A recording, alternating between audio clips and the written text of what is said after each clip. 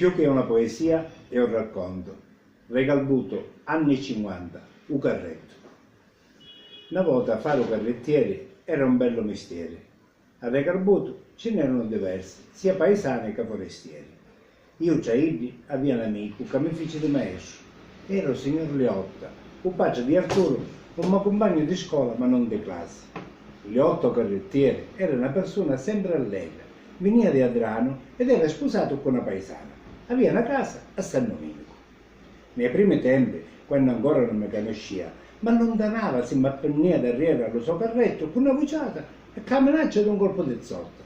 A zotta, per cui non sapi, era una finta frusta, fatta di un metro e mezzo di romanietto, attaccato con un ramo diritto con l'estremità un giummo di colore rosso.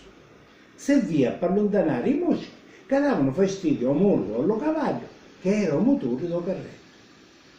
Io penso ancora, quando fui contento, quando Leotta per la prima volta mi fece guidare un suo carretto.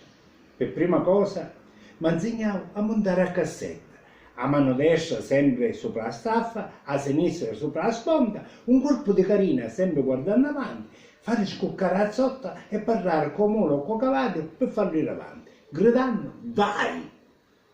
Nel primo viaggio portammo un carico di rina di mare depositato in un terreno incontrato a monte a Regalbuto. La portammo in una casa dove c'era un cantiere. Ora vi parlo pure del corredo del carretto. Sotto cassone c'era attaccata una rete con dentro una lancetta china d'acqua e un zicchio. Poi c'era una coffa china di orzo misto a grano per dare il ristoro al mulo. Un bumolo con l'acqua fresca per persone era invece attaccato a sponda, accanto a lui c'era pure un lume a petrolio per i viaggi che si facevano con scuro. Davanti alla sponda c'era una scritta: dagli amici mi guardi Dio, che dai nemici mi guardo io.